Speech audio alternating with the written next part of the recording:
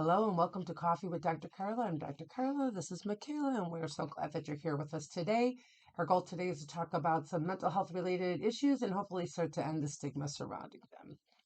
So, today we're going to talk about mindfulness. And I know when we were preparing for this, I shared with you that the definition that I liked most was from ℂ𝐸𝐻𝐃, and it goes basically that mindfulness is paying attention on purpose to something specific in a non-judgmental way. And I know it's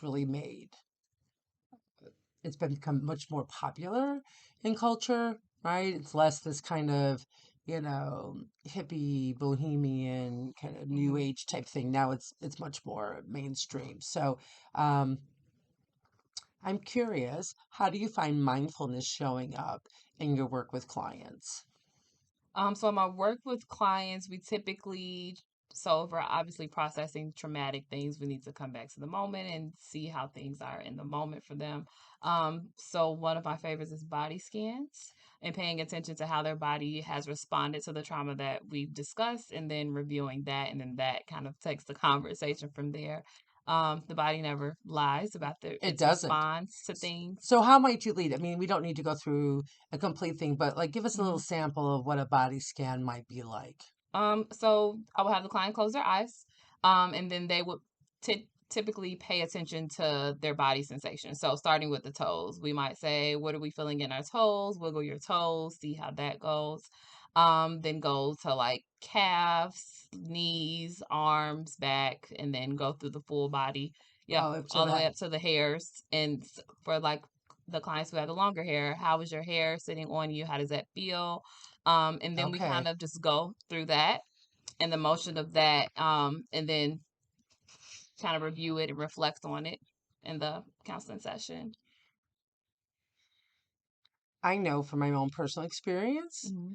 that when I first was exposed to mindfulness, um, it was a real challenge. It's uncomfortable. It was uncomfortable.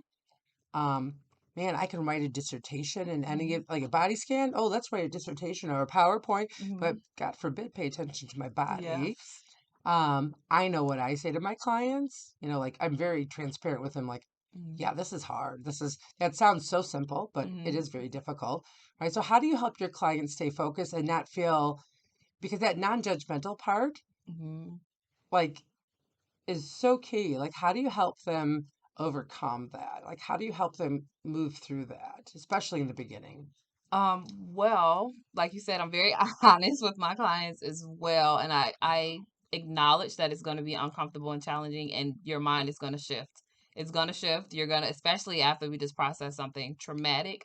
So I let them sit in that for a while, honestly, and then I try to navigate as we continue going on, to kind of get them to recenter, and it typically gets easier for them to do so, especially when they realize where their minds go in the beginning and seeing how it changes over time to being more present in the moment and that non-judgmental stance. Yeah, that's the doozy. Yes. Like I remember, actually, I've heard this from quite a few big gurus in the world of mindfulness.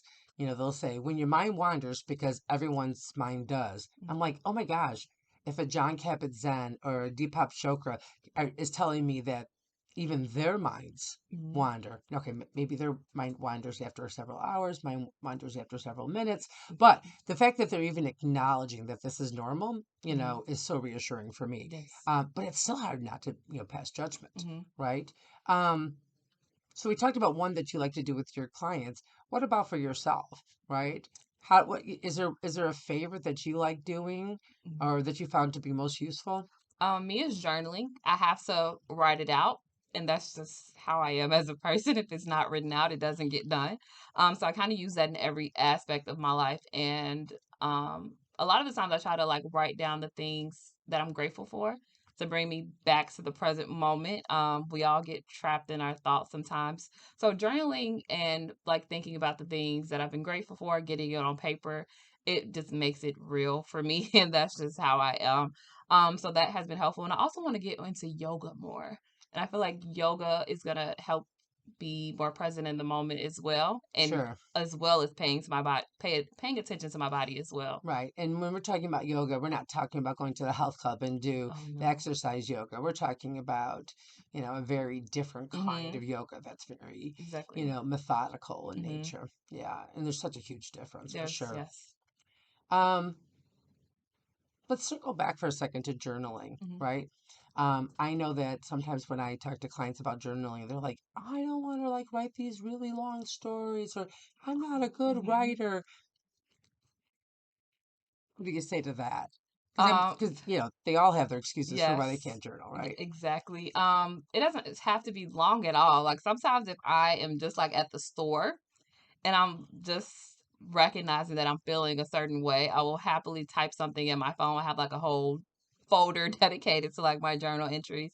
Um, and that is also an Two additional way. seconds. Yes, it takes 2 seconds to get it out, and I Excellent. Okay. feel like released, especially if I'm picking up my child and I feel like I'm feeling a certain way and I don't want to kind of put that energy on him. I typically do journal if I have paper and pen, but if not, I just type it out in my phone Okay. just to kind of shift my energy and pay attention to what's important in the moment.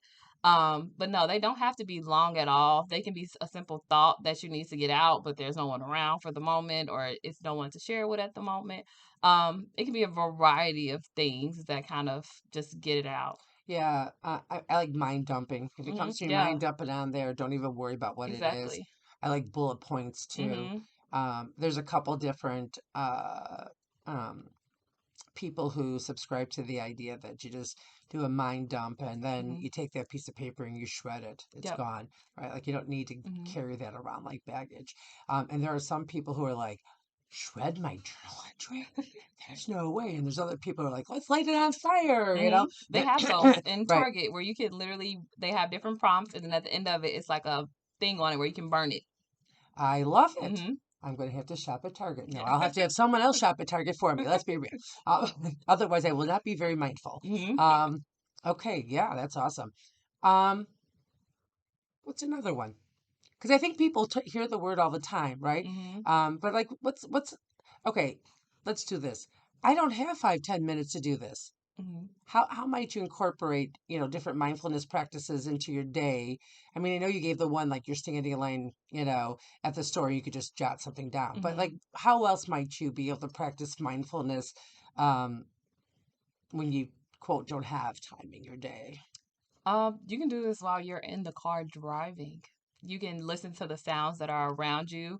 You can listen to what's going on in the car, how it feels in the car, the temperature outside or inside your car, and just being mindful of what's kind of going on in the present moment. Yeah, that reminds me of the grounding technique that a lot of people use. Mhm. Name 5 things that you see, Yeah. right? Mhm. 4 things you can touch, Mhm. 3 things that you can hear, two Mhm. things that you can smell, and 1 thing you can taste, Mhm. right?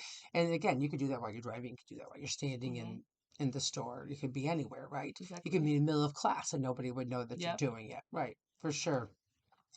I remember listening to a podcast a little while back, and she was talking about when people tell her that they don't have time to be mindful. She's like, "Well, do you wash dishes?" And they're like, "Of Mhm. course, that's why I don't have time." She goes, "Well, you could be mindful while you're washing dishes, Mhm. feeling the temperature of the water, the sudsiness of the soap, right? Mhm. The slickness of this, or what the different textures, right? Mhm. And if your mind kind of wanders off to, oh my gosh, I forgot to buy cereal for Mhm. breakfast, you can come back and say, okay, thank you for reminding me. Now I need to come back and Exactly. here's the soap, up the water starting to get cold Mhm. type of thing. So I thought that was a really cool idea Mhm. um, for, you know, incorporating it into your everyday so that you're not having to go sit on a tuff for 20 minutes every day, Exactly. right? Yes. Um, and if you have kids, sitting on a tuff is not going to happen unless you like being tackled or something fun Mhm. like that, right? Mhm. So, um, so as we close out, what's one thing that you want people to realize or to know about mindfulness? It it's important to bring yourself back to the present moment, and it can be done in any way that kind of fits your lifestyle. Mhm. What's your favorite app? Calm. My favorite app is Insight Timer. We Mhm. don't get any money from that, but Mhm. those are just two. and there's a gazillion out there. Mhm. So, and there's a gazillion out there that are free, so you don't even have to pay for them, Mhm. really. So hopefully you can find one that will help you, or maybe take one of the ideas that we shared today. So remember, you could change your thoughts, discover your potential, and transform your life by focusing on your overall well-being, doing a little bit of mindfulness. So until next time, continue working on being the best you possible. Bye.